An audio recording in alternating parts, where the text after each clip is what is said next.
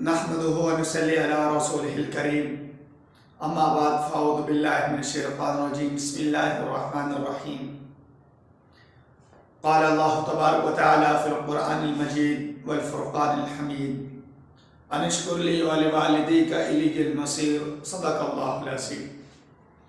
इस आयत मुबारका में अल्लाह रब्बुल इज़्ज़त इरशाद फरमाते हैं, मेरा शुक्र अदा करो और अपने वालिदैन का शुक्र अदा करो और तुमने मेरे पास लौट कर आना है। इसलिए इंसान को चाहिए कि वो सबसे पहले तो अल्लाह रब्बुल इज़्ज़त की इताअत करे। जो अल्लाह के कुरान मजीद फुरकान हमीद में अहकामात हैं उनको 100% उन पर अमल करे और आप अलैहिस्सलातु वस्सलाम की हदीस के मुताबिक अपनी ज़िंदगी को गुजारे। और अल्लाह के रसूल के बाद जो सबसे ज़्यादा हकदार हैं आपकी खिदमत के, वो आपके वालिदैन हैं। वालिदैका, अपने वालिदैन का शुक्र अदा करो, क्योंकि ये वालिदैन ही हैं जो अपना तन मन धन अपनी औलाद के लिए वार देते हैं, अपनी माल दौलत हर चीज़ को दिन रात वार देते हैं, अपनी खुशियाँ वार देते हैं, अपने गम को भूल कर अपनी औलाद के लिए वो कमाते हैं, मेहनत करते हैं।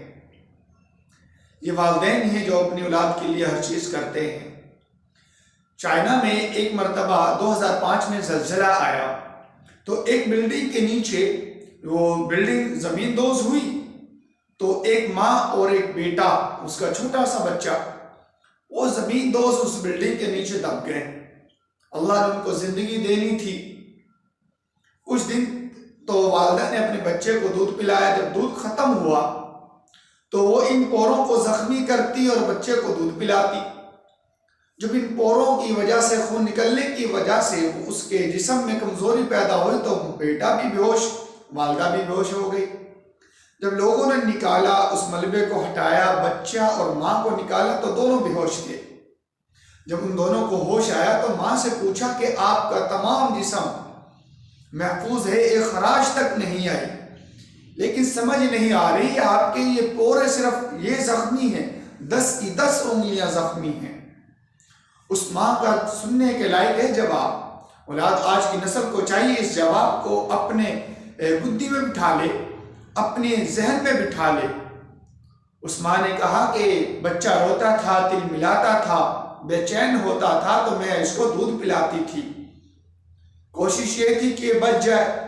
जब अपना दूध खत्म हुआ और कोई हल तो नहीं था, अपने उंगली को अपने मुंह में डालती और इसको जख्मी करती, इसको बच्चे के मुंह में डाल देती और बच्चा जब तक इस खून को पीता रहता।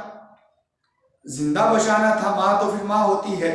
जब इस उंगली से खून आना खत्म हो जाता तो माँ दूसरी उंगली को जख्मी करती और बच्चे के मुंह में डाल देती।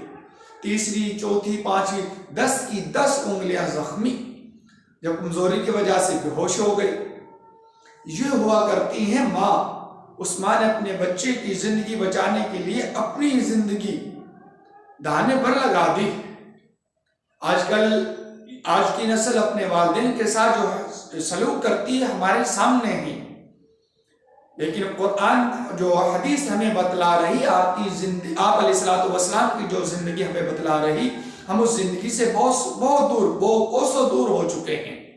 इसलिए हम सबको चाहिए हम आप अलैहिस्सलातु वस्सलाम की ज़िंदगी को पहले खुद पढ़ें, उस पर अमल करें और आप अलैहिस्सलातु वस्सलाम की ज़िंदगी के बताए हुए अहकामात के मुताबिक, आप अलैहिस्सलातु वस्सलाम की अहदीस के मुताबिक ज़िंदगी गुजारने की तौफीक अता फरमाएं और अपने वालिदैन के साथ हुस्न सलूक के साथ ज़िंदगी बसर करने की तौफीक अता फरमाएं। अल्लाह ताला हम सबको इन बातों पर अमल करने की तौफीक अता फरमाएं। अस्सलामु अलैकुम।